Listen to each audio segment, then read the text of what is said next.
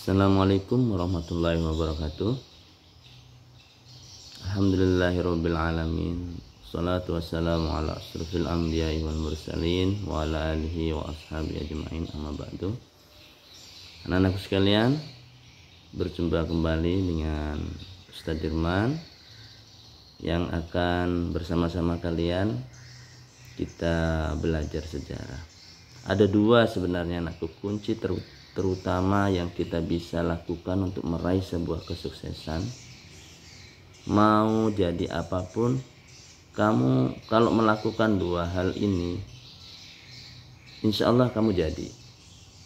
Kamu mau jadi seorang ahli memasak, kamu lakukan dua hal ini, insya Allah kamu jadi koki handal. Kamu mau jadi pemain sepak bola yang hebat, kamu lakukan dua hal ini, kamu jadi pemain sepak bola yang hebat. Kamu mau jadi dokter yang ahli, yang cerdas, yang bisa menangani berbagai kasus, berbagai macam penyakit. Kamu lakukan dua hal ini, insya Allah kamu juga bisa.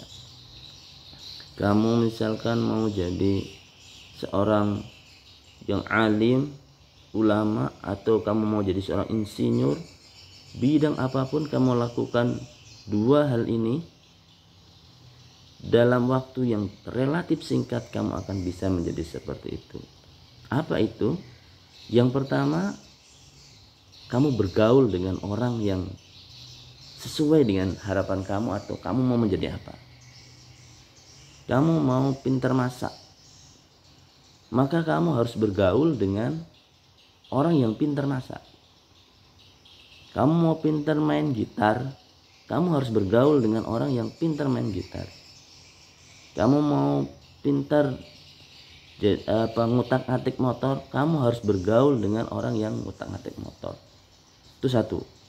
Dan yang kedua, kamu baca sejarah orang-orang yang sukses di bidang itu. Kamu mau pintar masak, sudah bergaul dengan orang yang hari-hari masak, tapi kamu hanya sebatas itu saja yang kamu tahu. Tapi jika kamu tambah lagi dengan membaca tokoh-tokoh yang hebat dalam bidang memasak, tokoh-tokoh hebat yang bidang main gitar, kalau memang mau jadi pemain gitar, atau tokoh-tokoh hebat yang bidang kedokteran, maka kamu akan jauh lebih hebat dan lebih cepat memperoleh seperti apa yang kamu inginkan. Oleh karena itu anakku sekalian, belajar sejarah itu bukan hanya sebatas kita tahu, oh ini kejadiannya tanggal sekian, kejadiannya di sini. Bukan seperti itu. Belajar sejarah itu seperti kita naik motor. Naik motor, kita kan melihat ke depan. Kita ini mau menghidupi masa depan kita. Tetapi kita juga perlu spion. Perlu spion yang kita gunakan untuk melihat apa yang terjadi di belakang kita. Rasulullah Muhammad SAW mengatakan, jangan sampai seorang mukmin itu, seorang yang beriman itu melakukan kesalahan dua kali.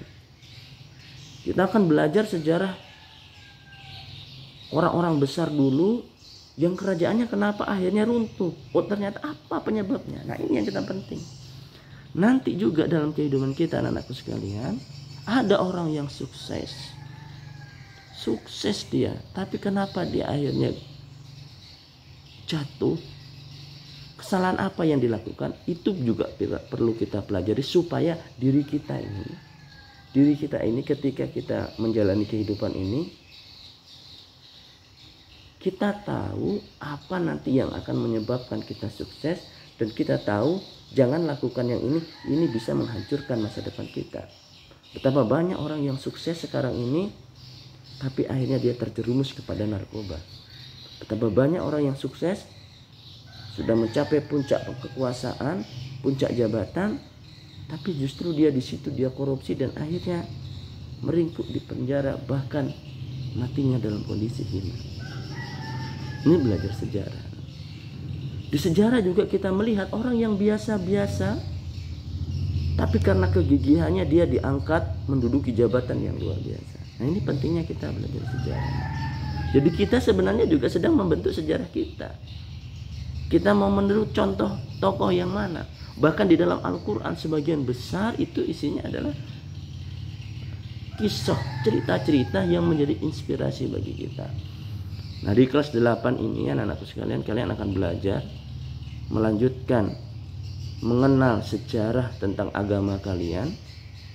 Karena ada seorang orientalis mengatakan, kalau Anda ingin menghancurkan suatu negara, gampang caranya. Buat saja pemuda-pemudanya lupa terhadap sejarah bangsanya.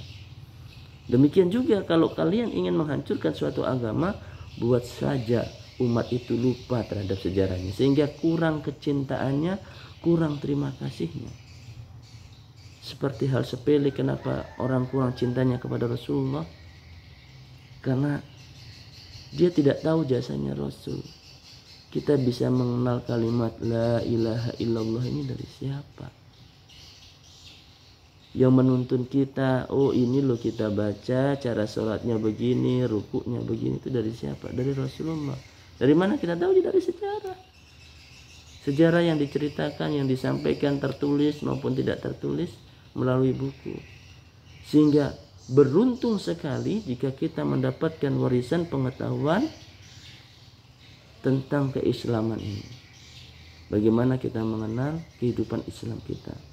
Niatkan belajar itu sebagai ibadah, sebagaimana yang dikatakan oleh Imam Ali karamallahu wajhah, belajar satu jam tentang suatu masalah, tentang suatu ilmu lebih bagus daripada sholat semalaman. Nah, mudah-mudahan di pengantar ini kalian bisa lebih bersemangat mempelajari tentang sejarah, dan kita juga bersemangat membentuk sejarah bagus kita. Jangan lakukan sesuatu yang membuat diri kita malu, keturunan kita malu. Karena kita melakukan suatu kesalahan. Itu adalah esensi utama kita belajar sejarah, bahwa kita sejarah sedang menjalankan sejarah, yang sejarah kita tercatat. Mungkin tidak di buku pelajaran, tetapi tercatat di dalam pikiran dan perasaan orang-orang yang bersama kita. Ketika nanti ditanya, oh siapa itu Ustaz Dirman? Oh, Ustaz Dirman itu guru yang galak, yang mukulin, nilai kita jelek-jelek. Nah, itu terekam di murid-murid Ustaz Dirman. Tapi ketika kita berusaha memberikan layanan yang bagus, berteman dengan teman yang baik, santun, sejarah kita akan tercatat. Mungkin ketika kita sudah tiada, anak-anak kita, cucu-cucu kita bertemu dengan kawan-kawan kita, oh dulu bapakmu, kaikmu dulu adalah orang seperti ini. Itulah sejarah anak-anakku sekalian. Inilah pengantar dari sejarah. Mudah-mudahan kalian mempunyai motivasi yang positif mempelajari sejarah Islam, karena banyak hal yang kita dapatkan untuk memahami Islam secara kafah, secara sempurna.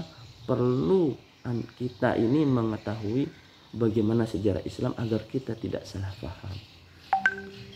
Oke, terima kasih. Mudah-mudahan kalian memahami ini, dan kita akan lanjutkan di pembelajaran di semester 2 ini dengan materi tentang Daulah Abbasiyah, puncak kejayaan Islam di masa-masa daulah ini. Mudah-mudahan kamu salah satunya yang akan mengangkat kejayaan Islam nanti. Terima kasih. Assalamualaikum warahmatullahi wabarakatuh.